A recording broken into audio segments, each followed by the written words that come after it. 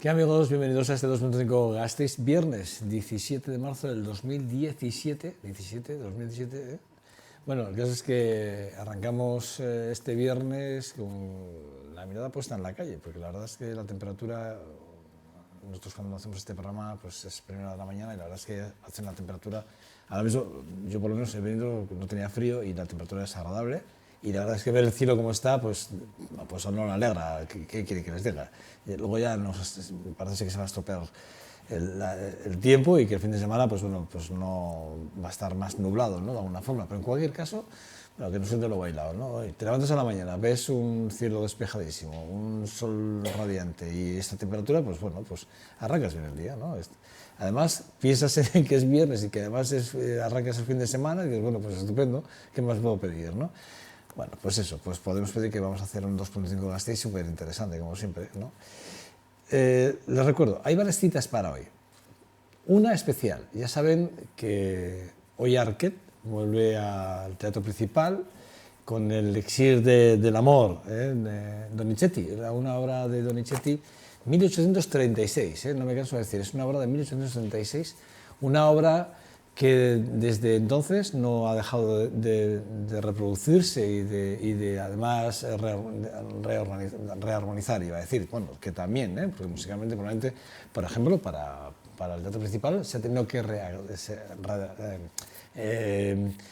rearmonizar, la redundancia, sí, si no me sale la palabra, bueno, rearmonizar, volver a hacer un repaso al repertorio, porque no se puede hacer todo el repertorio de Donizetti, evidentemente, pues porque el foso, entre otras cosas, el foso del teatro principal es pequeño y no cabe toda la cantidad de músicos que se necesitaría. Estamos hablando de 36 músicos y la orquesta andaría cerca de los 45, casi 50 músicos para poder desarrollar, bueno, pues una obra como una ópera como de la que estamos hablando, pero aún así estamos hablando de una de las grandes óperas, estamos hablando de Arquet, que es una productora de aquí alavesa, que cerca de 100 entre cantantes, músicos, actores van a estar encima del escenario. La verdad es que bueno, va a ser una fiesta de la ópera en Vitoria-Gasteiz y que desde aquí queremos animarles a que se acerquen al teatro principal. Hoy 8:30, hoy es el pase de 8:30 de la tarde.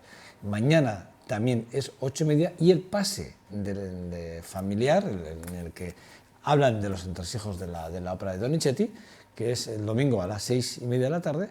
Bueno, pues creo, si no tengo mala información, que para esa sesión está todo vendido. Lo que quiere decir que, bueno, quedan entradas para hoy y para mañana. Y les digo, es cuando hay que hacer la apuesta por la cultura. Nuestra cultura aquí hay que demostrar que estamos a la altura de las circunstancias y que lo nuestro, evidentemente, no tiene nada que envidiar a los de al lado, ni a los de arriba, ni a los de abajo, ni a los de ningún lado. Sin más, tenemos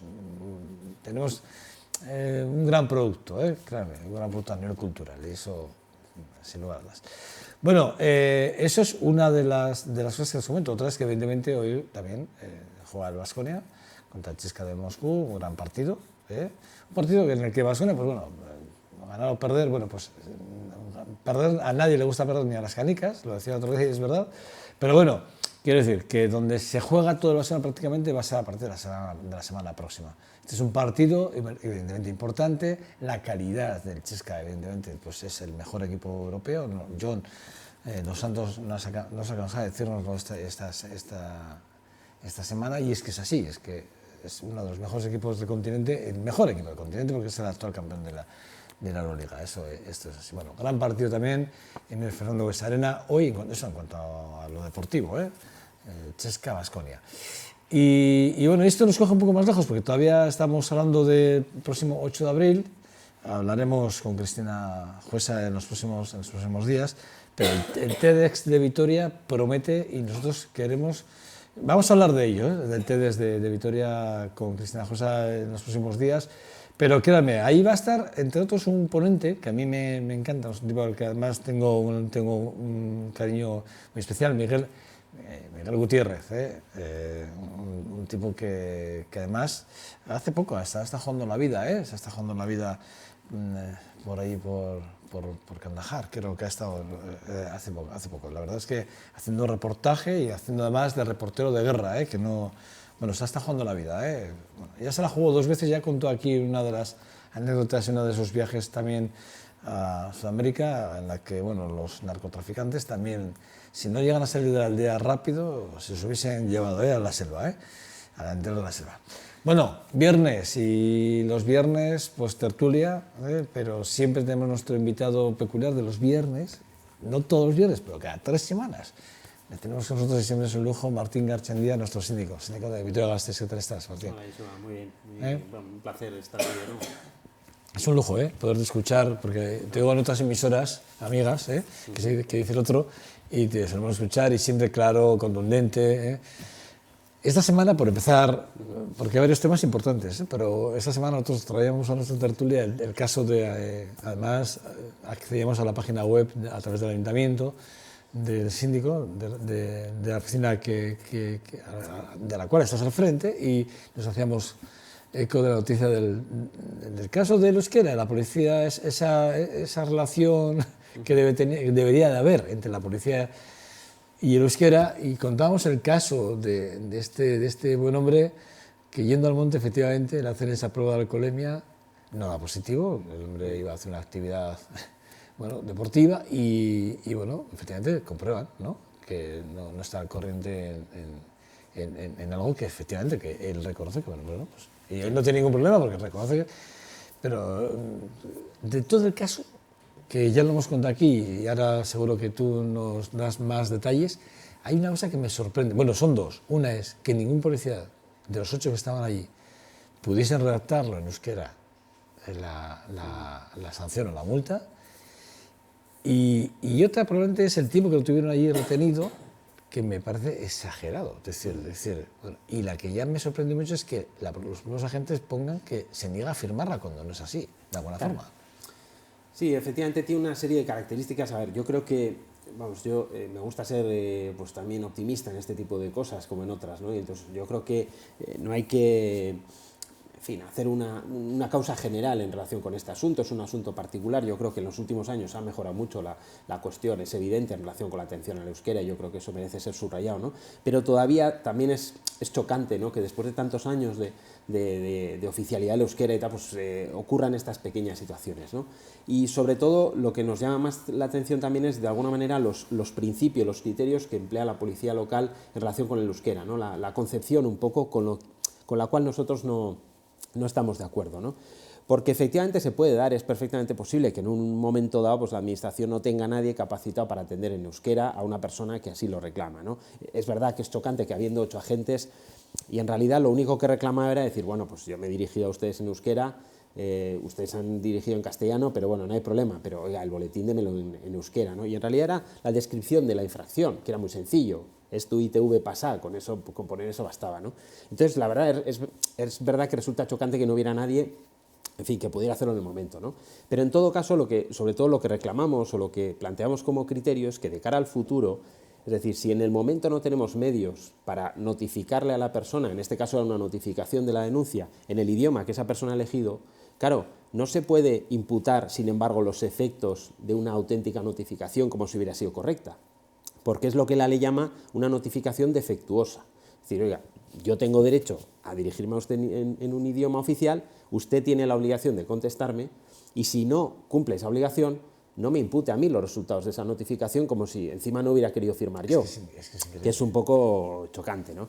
Entonces lo que sugerimos es que en esos casos, igual que se hace cuando la policía local pone una multa a alguien que no estaba presente, por ejemplo, imaginémonos un radar o a veces un coche mal aparcado, le dejamos el boletín, pero siempre le notificamos a su casa, ¿no?, a su domicilio.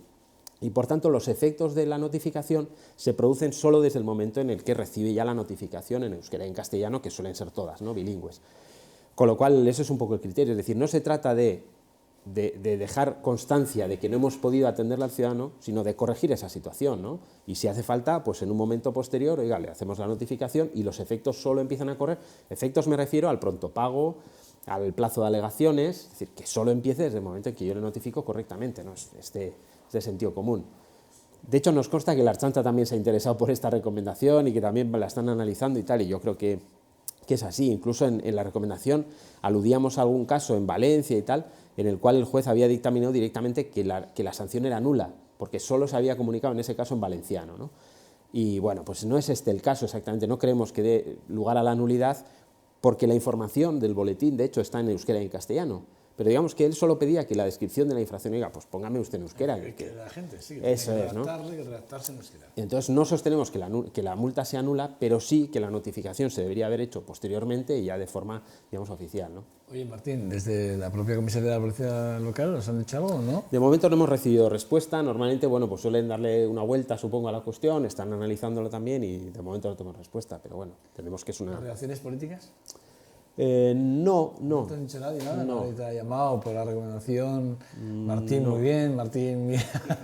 No, a ver, no, Digo, la verdad que este tipo de no. cosas, a ver, Miquel, bueno, buenos días, ya te saludo, viene Fernando Landa, ya os saludo a las dos, pero sí que es verdad que choca, es decir, tú te ríes, pero es que es verdad que es muy sensible, es un tema súper sensible, el tema de la discriminación con el tema del idioma, aquí hemos peleado mucho, es decir, de alguna forma, hombre, llega un ciudadano y quiere que se la atienda en euskera, y es lo que decíamos, que choca que 8 agentes, no sé, o incluso llamar a alguien, oye, alguno, por favor, acercaros, que tal, y redactamos esto y no tenemos a este hombre aquí esperando, porque tú has hablado con él personalmente, o ¿no? llamo por teléfono y digo, oiga, ¿cómo se dice esto en euskera? Pues lo pongo y ya está, Sí, es sí. decir, hay formas. O hasta... mándame un WhatsApp con esto, que seguro que tenemos WhatsApp todos, ¿no? La notificación, o sea, supongo que le llegará una notificación a casa, ahí sí está redactado. Sí, ese sí. Los dos. Esa Sí, sí, la esa no notificación hay. siempre está, además es automática y siempre está en euskera y castellano. De hecho, el boletín también, la información está en ambos idiomas, ¿no?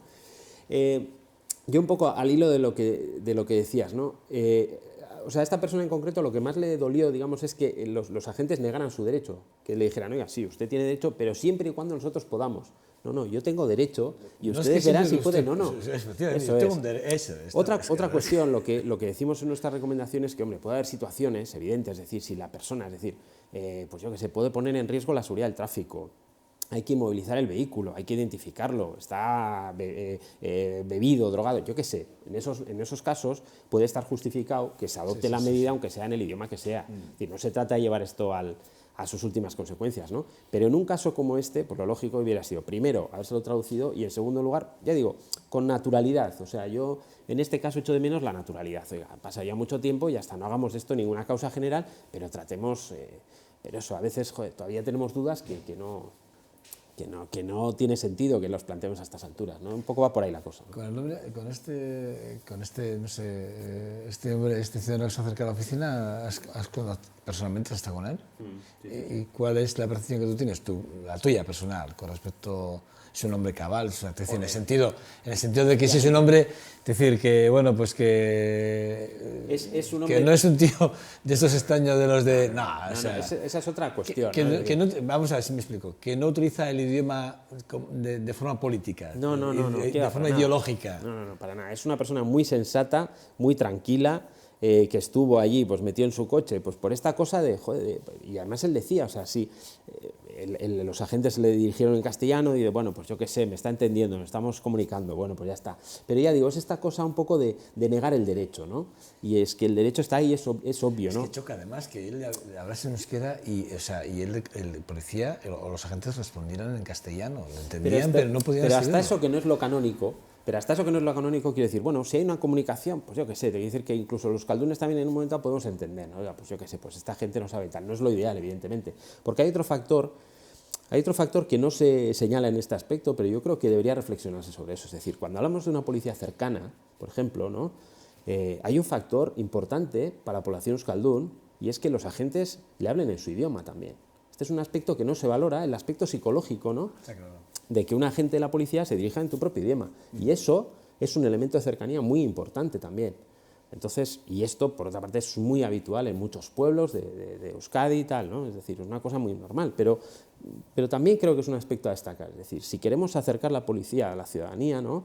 Y solemos insistir mucho en eso, pues el factor del idioma está ahí también, hay que tener en consideración también, ¿no? Yo creo. No, es una cosa que a mí me parece importante, me parece seria. Y, bueno, fíjate, no hemos tocado, efectivamente, no entramos ya en el... Bueno, porque sí que es verdad que queremos una policía más de cercanía, más en contacto, más de barrio, que le conozcamos al Manolo, al Pepe, al Fernando, al Igoitz o lo que sea, ¿no? Los queremos conocer y que además sepas que todos los días que él conoce a la gente, que tal, eso es lo que queremos, ¿no? Pues hombre, entiendes que entiendo que a partir de esta recomendación, entiendo que la policía local tendrá a bien poner en las patrullas gente que los quiere, gente que no lo hable, es decir, una cosa intermedia, ¿no? Porque habrá que...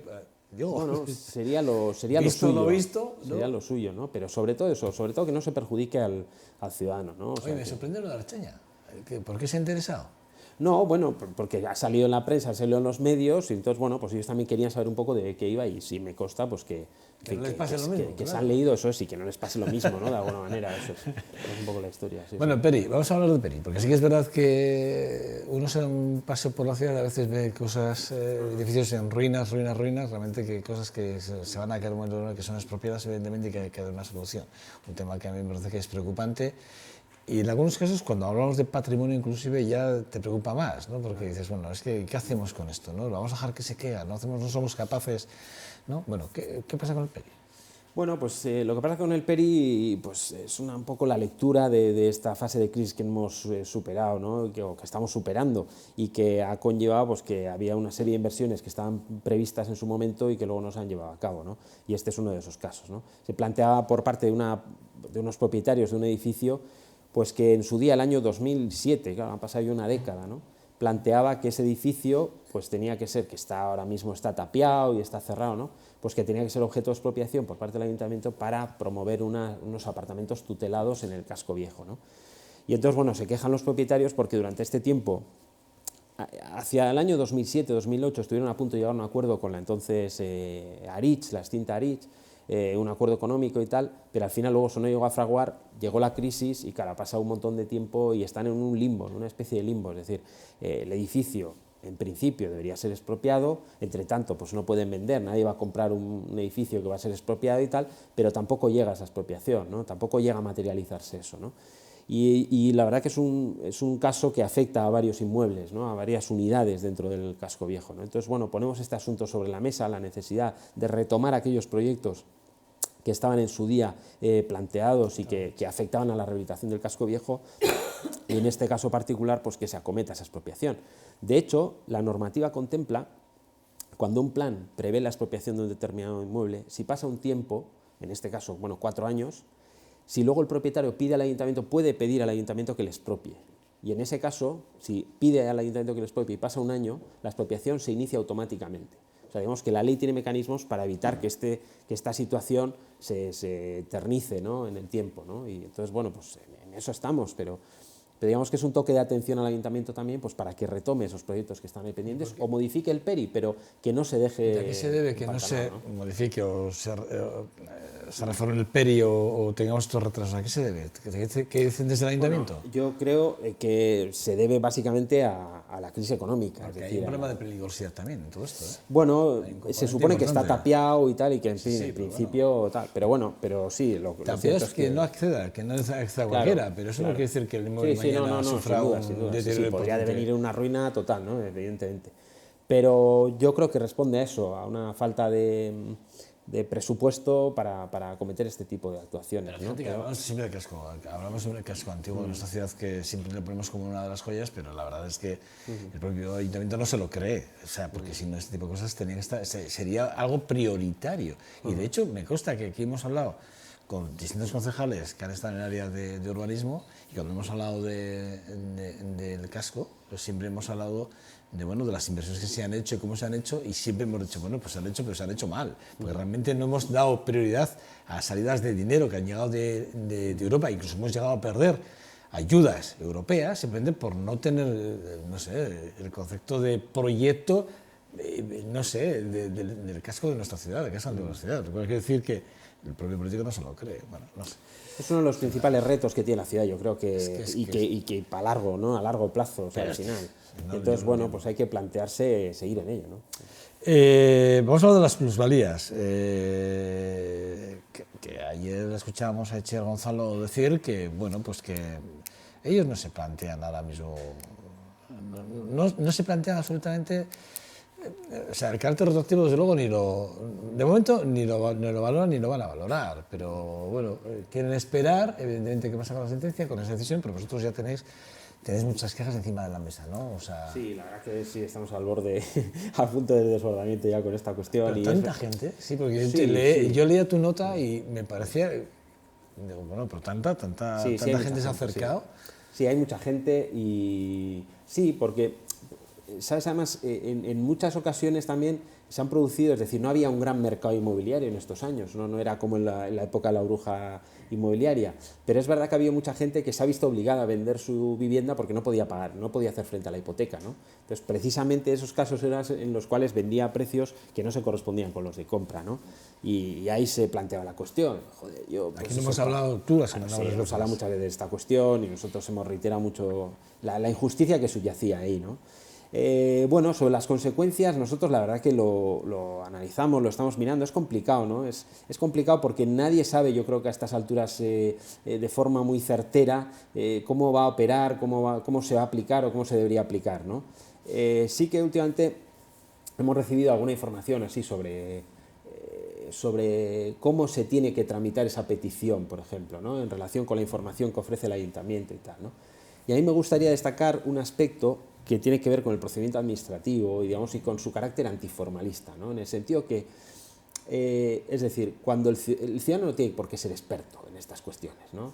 Cuando presenta una petición, si presenta una petición que es clara y que está claro lo que está pidiendo y lo que está argumentando, es la administración quien tiene que calificar ese documento adecuadamente, ¿no? No es el ciudadano quien tiene que saber si eso es un recurso de revisión, de reposición, de alzada, de no sé qué. Es decir, yo no sé lo que es esto, pero yo quiero que usted me devuelva el dinero porque entiendo que he pagado algo que no debía. Y ayúdeme a resolver mis dudas. Eso es. Evidentemente. Entonces, sí que nos han llegado informaciones, eso de que está sugiriendo pues, que se presenten alegaciones, que no es el momento de pedir la devolución de ingresos indebidos. Bueno, no lo sé, a lo mejor no lo es, pero en todo caso sí recordar eso, es decir, que la ley establece que aunque el ciudadano se equivoque en la identificación de su recurso, aunque lo llame mal, aunque tal, la administración le tiene que dar el cauce adecuado, sin perjudicar al ciudadano, ¿no? Y eso es de sentido común, es decir, aquí no hace falta abogado, no hace falta procurador, oiga, yo presento un escrito y si está claro lo que yo le estoy pidiendo, usted verá cómo lo califica, ¿no? Ese es un poco el tema.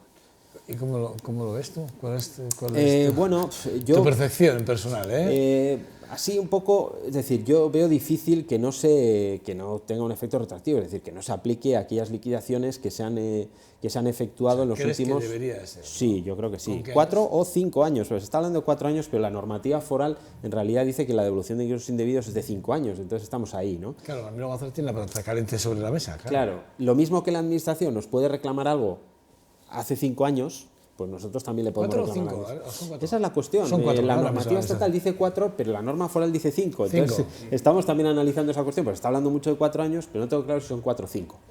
En todo caso, claro, otra cuestión es que se entiende por plusvalía, minusvalía, ¿no? Y ahí está la cuestión. Se está hablando de valores catastrales, de tal y que cual.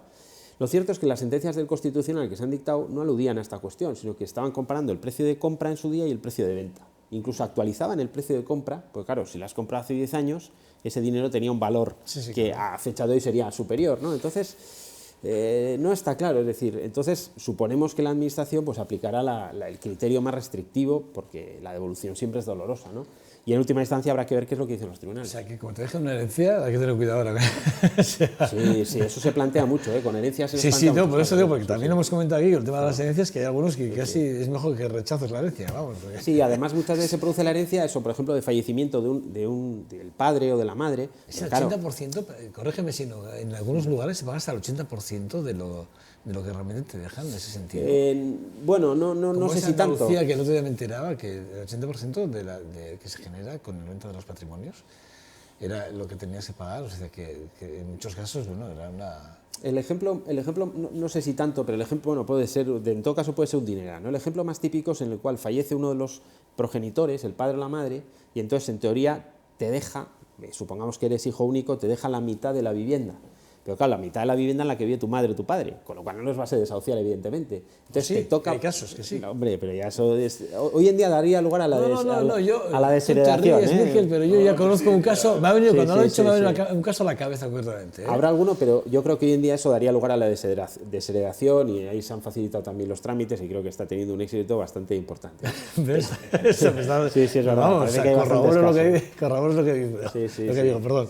Pero ya digo, o sea, en ese caso, claro, tú no obtienes ningún beneficio directo en ese momento y sin embargo tienes que pagar el impuesto que puede ser importante, ¿no? Sí. Bueno, lo de la vivienda fantasma, que tú le llamas fantasma, de la RICH, que ya hemos hablado aquí, En los medios, sí. Sí, pero bueno, pero sí que es verdad que lo hemos hablado aquí, yo recuerdo que te dije, bueno, vamos a estar vigilando, que ahora es una expresión que está muy, ¿verdad? Muy de boga. Pero sí que es verdad que me apuntas y me dices, tengo información de última hora. Sí, bueno. Porque al final aparece la documentación, ¿o no? Aparece la documentación, Bueno, ¿se sabe ya quién firmó aquellos documentos? ¿No? ¿Se sabe algo? ¿No? Yo creo que más o menos se sabe cuál fue la operación, cuál fue la inversión, pero sobre todo aquí el reto era también identificar a la persona que era titularia de la vivienda, ver cuál era su situación y tal, ¿no? Entonces, bueno, sí que tenemos noticias de que Sánchez 21 ha hecho indagaciones en relación con la persona titular. Bueno, de hecho esa persona pues ya tiene una avanzada edad y parece ser que se está tramitando la tutoría, ¿no?, de esa persona. Entonces, bueno, pues más o menos quiere decir que es una cuestión que va avanzando y la idea sería negociar o hablar con los futuros tutores. Creo que ahora mismo está en tramitación esa tutoría, pues para determinar a ver qué hacemos con eso, es decir, si se transmite la propiedad de la vivienda en Sánchez 21 o si, digamos, se queda la propiedad, el propio titular, pero claro, con la devolución de las inversiones realizadas y tal, ¿no? Bueno, ahí están, pero quiero decir que hace poco vi la noticia en la prensa y me parece también justo pues afirmar eso, ¿no?, que se está avanzando por lo menos en clarificar esta cuestión, ¿no? Pero bueno, seguiremos en ello porque habrá que seguir. Se aparece la documentación, ni tan mal. Sí, bueno, esa es la cuestión. Ni tan mal. Bueno, miren, Fernando de Landa, ¿qué tal estás? Ahora os saludo ya en toda regla. ¿Qué tal, Miquel? ¿Qué tal estás? ¿Todo bien? Miquel Gómez, bueno, no sé, ¿qué quieres preguntarle? ¿Qué os apetecería preguntarle aquí al síndico? Yo tengo dos cosas que están relacionadas, digamos, y que vienen de una polémica que ha surgido hace unos días, que es el tema de las discotecas y el tema de la publicidad sexista, y ya uniéndolo un poquito con una cosa que yo vi. No era una discoteca, era un local, un bar, en el cual se pone entrada de forma aleatoria, bueno, de forma aleatoria no, sino simplemente se obliga al pago de una entrada simplemente por el color de la piel que sea el cliente, ¿no? Yo no sé, el síndico, si tenéis alguna queja con respecto a esto, si podéis hacer algo incluso, o sea, no sé, porque yo lo he visto, o sea, he visto como... ¿Te he entendido bien? O sea, dependiendo de la tez, del No, color de tu más, tez, era un grupo de personas, ¿pagas o no pagas? era un grupo de personas que había personas de diferentes razas y dentro de la misma cuadrilla, y los porteros les dijeron, a las personas de color les dijeron, vosotros dos tenéis que pagar entrada, 15 euros. ¿A los de color? Y los blancos no, los blancos pasaban. Esto es muy... Es inconcebible. Pues la verdad que no... O sea, yo lo he vivido una vez, pero a mí me han contado que O sea, ¿tú se sigue haciendo. lo has vivido en primera persona, Miquel? No, a mí no me pasó. O sea, yo estaba saliendo y vi la situación. Pero viste, bueno, que sí, sí, vi la situación, sí. A mí me parece, vamos, lamentable. ¿Algo se puede hacer con esto? Porque, Pues, al margen de que, porque entiendo que son las personas las que tienen que denunciar, ¿no? Sí, efectivamente, hombre, se trata de una institución privada, digamos, de una entidad privada, pero bueno, lo mismo me da, quiero decir, estaríamos encantados de recibir quejas de este tipo, por lo menos para tener constancia de que eso está produciendo y tomar las medidas que fueran necesarias, ¿no? Incluso aunque yo no sea afectado, si lo he visto, puedo decir. Sí, lo que pasa es que, hombre, lo mejor suele ser el testimonio directo, ¿no? Pero claro, a nosotros nos interesa muchísimo estar al corriente de esas situaciones, ¿no? Ayer mismo me juntaba con unos jóvenes y tal, pues también de distintos orígenes, tal, les decía eso, si tenéis cualquier problema, si os pasa cualquier cosa de este tipo, no dudéis en venir y contárnoslo para que por lo menos lo hagamos público y lo pongamos sobre la mesa el debate y tal, ¿no? Y la solución también. Efectivamente, esta cuestión del concurso que se planteó y tal, es que a mí me resulta inconcebible ya a estas alturas, ¿no? Este tipo de cuestiones pues resultan chocantes, ¿no? Se planteaba...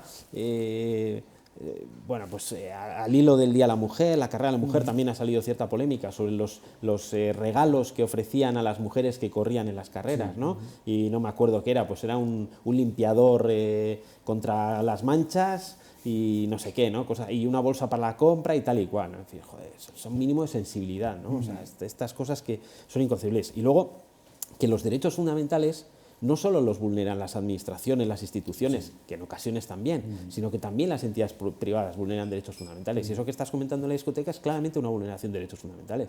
Oiga, es una conducta racista, claramente, es decir, no, sin paliativos, ¿no?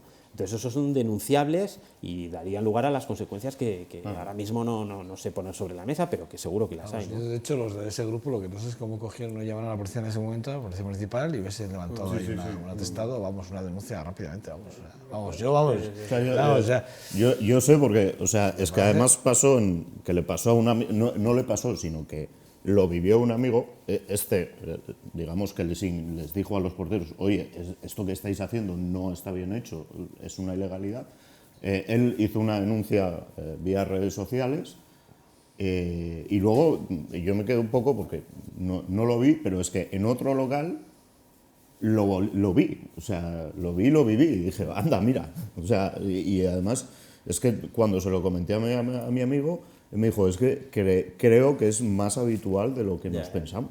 Increíble, de verdad que increíble. A mí me has dejado, y aparte del equipo que nos hemos mirado inclusive, los ojos ojipláticos nos has dejado, ¿eh? Sí, pero es que a mí lo curioso es porque mi amigo me lo contó de 2 personas de color, que iban las 2 personas, pero es que a mí lo que me chocó eran varias personas de diferentes razas y solo le ponían a las personas de color.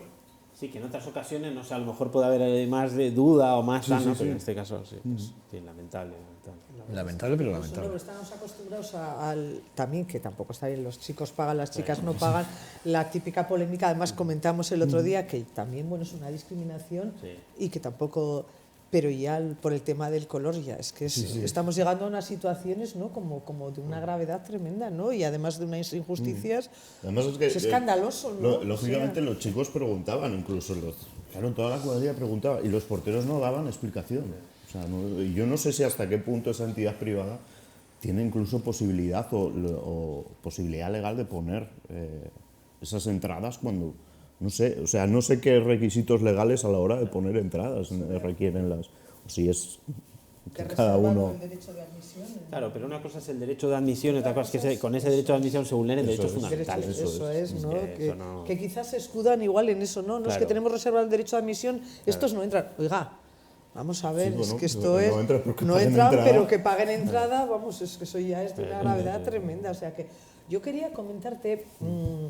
Hasta ahora, en lo que antes eran los órganos de participación ciudadana, los anteriores llamados consejos territoriales y sectoriales, solíamos tener al síndico, solíamos estar acostumbrados a ver al síndico. Ahora, yo le comentaba el otro día a Joseba, desde el Consejo Social, se hizo ese planteamiento, ¿no?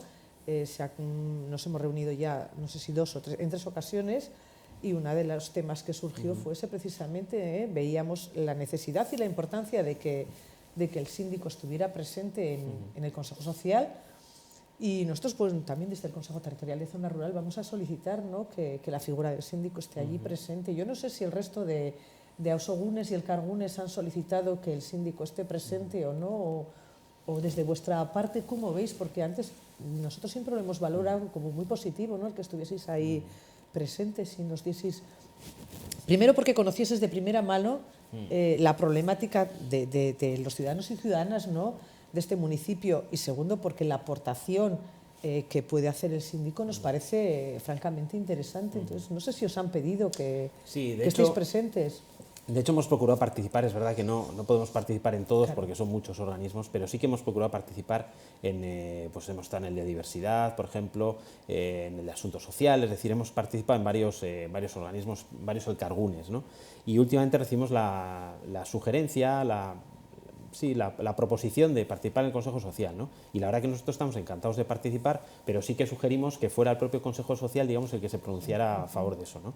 Y en la última sesión, que fue hace apenas unas semanas, un par de semanas, una cosa así, se acordó que desde la oficina del síndico se participara, y nosotros la verdad que estamos encantados, nos parece una iniciativa muy interesante, y ya digo, lo que pasa es que entendíamos que debía partir del propio órgano, ¿no? Pero en el resto, digamos, porque tiene una composición más determinada, ¿no?, más predeterminada el Consejo Social.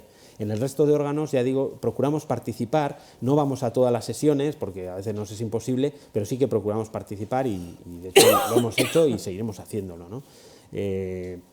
Un poco también es decir, con una participación que procuramos que sea activa, pero también dejando hablar, ¿no?, a los demás y sobre todo con una función de escuchar en el resto de los órganos, ¿no? En el caso del Consejo Social, pues yo creo que podemos hacer aportaciones interesantes en lo que es bueno, pues la visión de la ciudadanía sobre determinados problemas o en fin, la problemática, incluso jurídicamente los problemas que puede conllevar. En fin, yo creo que podemos hacer una aportación interesante y en eso estamos, ¿no? Sí, fue una de las cosas que se dijo, o sea, que sobre todo esa visión jurídica muchas veces... Oye, el resto de miembros que estamos allí desconocemos muchas veces y aportaciones o sugerencias que podemos hacer, luego resulta que no se pueden o no se ajustan o habría que darles una vuelta y entonces era uno de los motivos por los cuales decíamos, oye, aparte de porque conocieseis de primera mano muchas de las problemáticas que se ponían encima de la mesa. Yo voy a hacer una sugerencia al ayuntamiento, y es que os doten de más presupuesto económico para, evidentemente, podéis... Más personal también. Más personal, para que no tengamos problemas con el papel, las impresoras del año, que siempre tenemos problemas. Oye, por pedir que no sea. No, sí. Contra el vicio de pedir, ya sabes, la virtud de no dar. Pero es verdad, voy a hacer una confesión. A veces me ha pasado, reconozco que a veces me ha pasado ir a algún consejo y tener un poco en fin, que callarme, porque a veces, joder, pues yo qué sé, desde el que ostenta el poder, pues a veces se da una visión incluso jurídica de las cosas que dices, uy, lo que está diciendo, ¿no? Entonces no está mal que haya alguien que parece, no, igual... está muy bien, porque ya tengo que desde el desconocimiento muchas veces se proponen cosas que sí, a primera vista dices, qué interesante y tal, pero luego no se ajustan y dices, espera, que es que lo que estás diciendo es una burrada. También podéis hacer una cosa los consejos, y es cuando hagáis esas reuniones y valoréis que hay que hacer, elevar, digamos, al síndico algunas consultas, elevarlas en conjunto. No, se han hecho, no es la primera vez. Es decir, que tampoco hace falta que vayan, en un momento determinado, si le mandáis un paquete de, oye, mira, pues vemos este tipo de dudas. No, pero quisiéramos... sobre todo nos referíamos que estuviese en esos órganos, en esos consejos ausogunes y el cargunes, que la que digo, que muchas veces se proponen cosas que no se ajustan y que dices, espera, oye, esto se puede, esto no se puede. Luego sí que es verdad que desde dentro de los propios ausogunes o el cargunes haya temas que puntualmente se vaya a la oficina del síndico porque hay una carga de ciudadanos que quieren denunciar o reclamar o aclarar. De hecho, desde la zona rural no es la primera vez que, no contigo, todavía no se ha dado el caso, pero sí con Javier Otaola, el anterior síndico, sí que hemos tenido ocasión, yo recuerdo con el tema del transporte o con otros temas que eran muy sensibles, el acudir a la oficina del síndico y el hacer, o sea, está bien. Oye, en cuanto a sensibilidades, la del Ayuntamiento de Asturias, el Ayuntamiento de Asturias creo que es, ¿no? Sí, con esa sentencia, era un ayuntamiento pequeño de Asturias, me pareció un caso curioso. La sentencia del derecho al honor, claro, evidentemente, ¿el Ayuntamiento tiene derecho al honor? Hombre, yo creo que sí, yo creo que el Ayuntamiento también tiene derecho al honor, yo creo que... Pues fíjate, ahora bien, lo que sí es verdad que hay que ser muy sensible, ¿no? Para que un ciudadano, hombre, al final un trámite de un, no sé, que sea la ofensa también que pueda tener el propio ciudadano en un momento determinado. Digo, no sé, igual. Me pareció, cuando leí la sentencia, me pareció un caso curioso porque se trataba de un ayuntamiento pequeño asturiano, no me acuerdo el nombre, pero era un ayuntamiento muy pequeño, planteaba a la comunidad autónoma, ¿no? a la comunidad autónoma asturiana, una concesión de explotación de un manantial, yo creo que de agua y tal, ¿no? Que el ayuntamiento pudiera explotar algún manantial o algo así, ¿no? Entonces, tramitó el procedimiento y se abrió el trámite de información pública, ¿no? de alegaciones. Y entonces uno de los vecinos del pueblo pues presentó unas alegaciones básicamente poniendo a caldo perejil al ayuntamiento por el expediente que había hecho, que era una chapuza, que no sé qué, incluso con sospechas de, en fin, de corruptelillas, de tal y cual. Y entonces el ayuntamiento se ofendió mucho y entonces planteó una demanda de defensa del derecho al honor de la administración y tal, ¿no? Entonces, bueno, es un debate que tiene quiero decir, en un momento muy crítico, ¿no? Donde la sociedad es muy crítica con la administración, pues se plantea esta cuestión. Y la verdad que el Tribunal Supremo lo que viene a decir es que no, que las administraciones públicas no tienen derecho al honor. Es una sentencia que ha sido discutida, pero lo que viene a decir es que no, que pueden tener otros derechos fundamentales, es decir, las personas jurídicas. Fíjate, yo diría que sí. Ya, pues no, y además se plantea otra paradoja. Además, lo que viene a decir el Tribunal Supremo es que, es más, los ayuntamientos, por ejemplo, pueden defender el honor de sus ciudadanos cuando alguien pues arremete contra determinado pueblo o tal, no sé qué, sí que tiene la acción para defender el honor de sus ciudadanos, pero sin embargo, digamos, no para defenderse frente a ataques, frente a un supuesto honor de la administración, ¿no? Esto, bueno, necesita un matiz, pero básicamente viene a sostenerlo así con cierta rotundidad. Eso ha generado cierta crítica también en la doctrina y tal, pero me ha parecido curioso, ¿no? Porque curioso, ¿eh? Sí, sí. Pero al final los derechos fundamentales del sujeto son las personas, ¿no? Claro, esa es otra cuestión que se plantea, ¿no? Si las personas jurídicas pueden ser sujetos de derechos. Y ahí también, claro, lo son en la medida en que sean necesarios para su objeto, por ejemplo, ¿no? Me imagino, pues, un centro educativo, tal, pues tiene libertad de educación. Un sindicato, pues tiene los derechos ligados a la sindicación. Un medio de comunicación, pues tiene los derechos ligados de libertad de información, de prensa, tal. El principio del derecho al honor afecta a las personas, Claro. o sea, a las personas y a las familias. Pero fíjate que incluso en las empresas se ha reconocido el derecho a la buena imagen, a tal, ¿no? sí, Si alguien pretende sí. perjudicar una marca, tal, tiene derecho a defenderse. Y eso Pero es importante, sí, sí. Es que yo digo porque ahí, joder, entramos a que, ostras, podemos limitar la crítica política mucho si claro, entramos en eso. Esa es la cuestión. Y luego, otro aspecto también es el de la crítica al político, ¿no? Porque claro, aquí estamos hablando de crítica a la institución.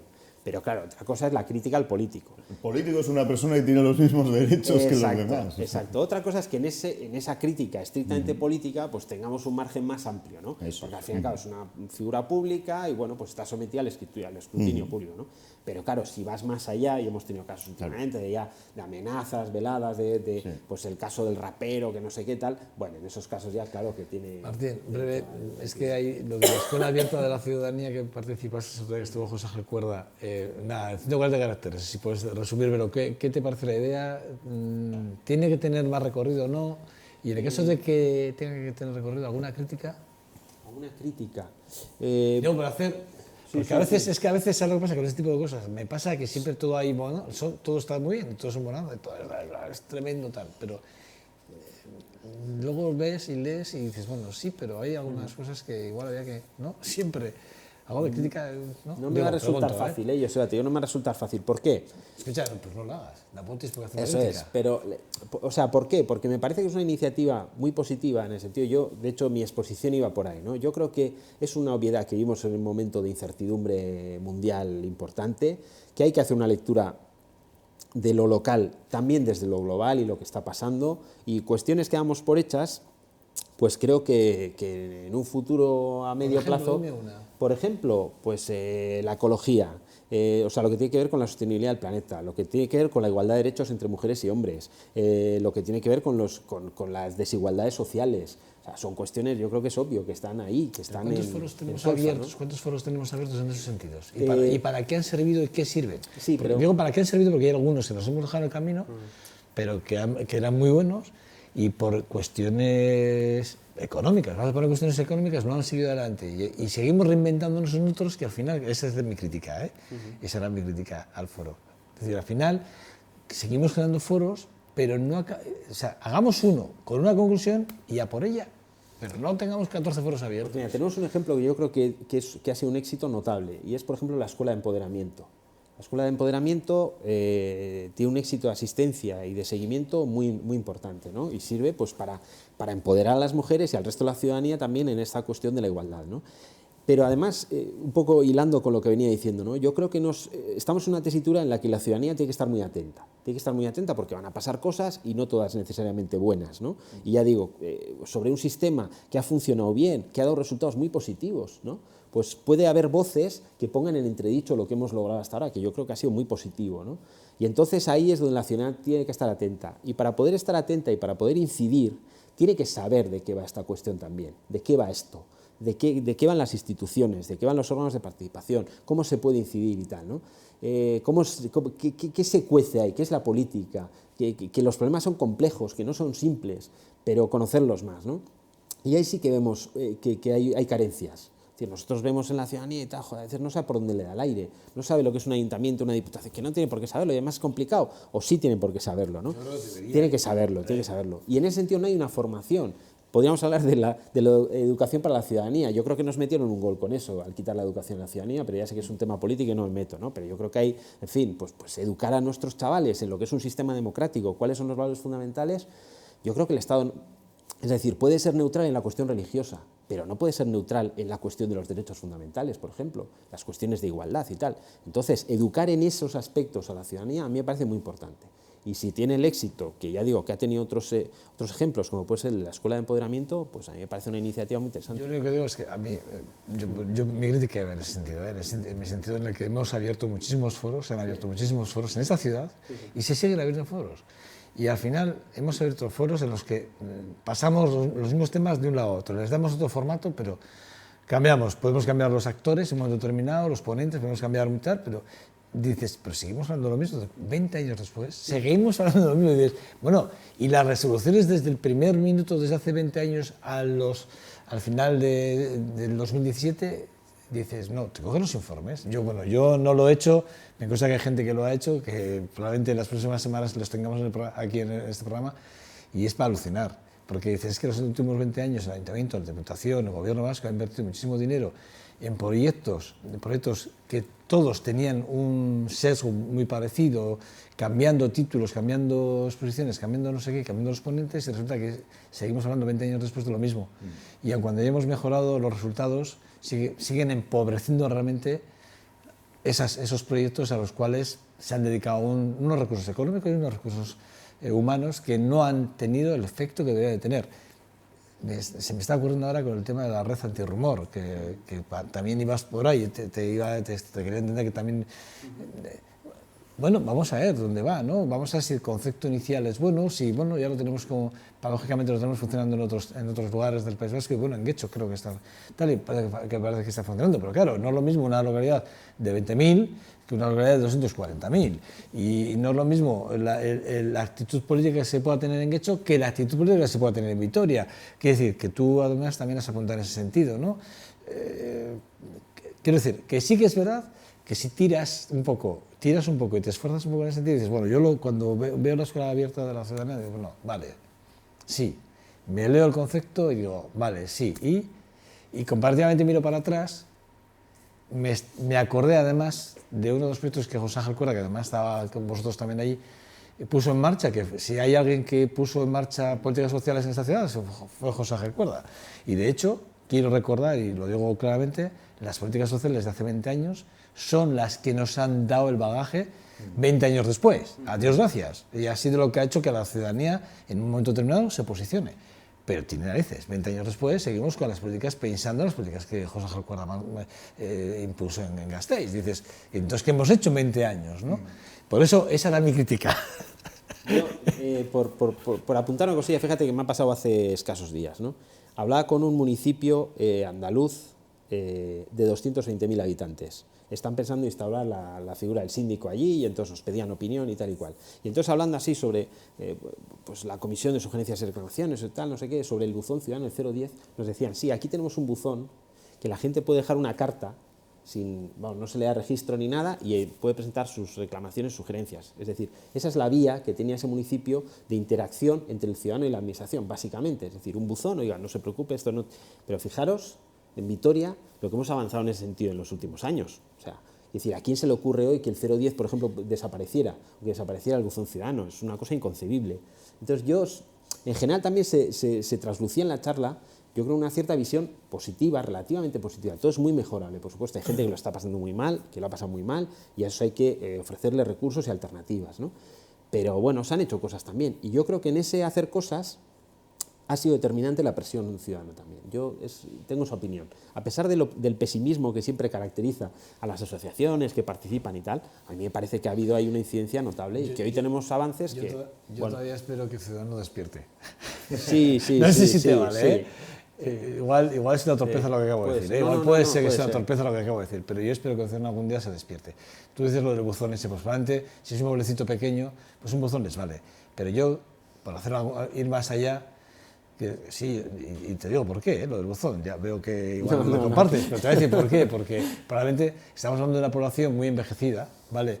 Porque los relevos generacionales tampoco van a colocar, digamos, la telemática en el punto de auge más importante, ni redes sociales ni internet, porque aquí hay gente en Vitoria, gente mayor que sigue yendo al ayuntamiento a quejarse. ¿Por qué? Porque ni tiene ordenador, ni tiene redes sociales, ni tiene nada. Y precisamente esa gente representan actualmente en nuestro territorio más del 60%. Quiero decir que lo del buzón está muy bien, Poder escribir una carta y una carta de puño y letra y dejarte en el buzón, a mí me parece fantástico, ¿eh? Sí, pero no tenían todo lo demás, que tenemos nosotros. Hombre, pero a ver, no vamos a decir el nombre del pueblo, pero a ver. Era una ciudad, ¿no? Una ciudad, toda una ciudad. 250.000 no, 220.000, habitantes, bueno, cuidado. No era un pueblo. Que no estamos hablando de un pueblo pequeño, cuidado, y que la única... Habría que ver la incidencia que tienen en cartas y cuántas tenemos nosotros aquí en cuanto a y además has dicho temáticas. que no se daba registro a esas cartas, o sea que yo la dejo... Era una forma, digamos, lo más simple posible. Pero... No, él decía que allí no daban registro de... Tú metías la carta en el buzón y si llega, si no, no... Bueno, Martín Garchendía, siempre es un placer. Nos hemos extendido mucho más de lo... Ahora les va a quitar tiempo a ellos, de la tertulia. Pero ha sido muy interesante. Sí, yo creo que ha merecido la pena. Siempre pasa lo mismo. Nos dejamos temas, pero bueno, como siempre hay cosas y novedades y siempre hablamos de lo mismo, pero siempre quiero decir con importancia que tiene que ser ciudadano al fin y al cabo. Te pregunté por el informe, sé que la oficina del síndico sigue creciendo y tiene más relevancia. Y vuelvo a repetir, creo que es muy bueno. Sé que los síndicos anteriores hicieron un gran trabajo, al frente les tocó unas épocas muy complicadas, pero el trabajo que estás haciendo tú al frente de la dirección del síndico, de verdad, es encomiable. Y desde aquí agradecértelo como ciudadano, O sea, que vaya eso por delante. Martín Garchendía, te espero dentro de 2 o 3 semanas otra vez por aquí, ¿vale? Muy bien, siempre viernes, siempre tenemos viernes. Y además que siempre con unos tertulianos más o menos, pero siempre con unos tertulianos. Entonces, bueno, pues eso, un lujo, ¿vale, Martín? Es que ricasco, un lujo. Bye, sorry. Bye. Bueno, nada, le despedimos, Nada, 2 segundos y menos tertulia, pero repito lo que ha dicho Miriam Fernández de Landa, es verdad, ha sido muy interesante la charla con el síndico, con Martín Garchendía. Nada, 2 segundos, despedimos y volvemos en nada.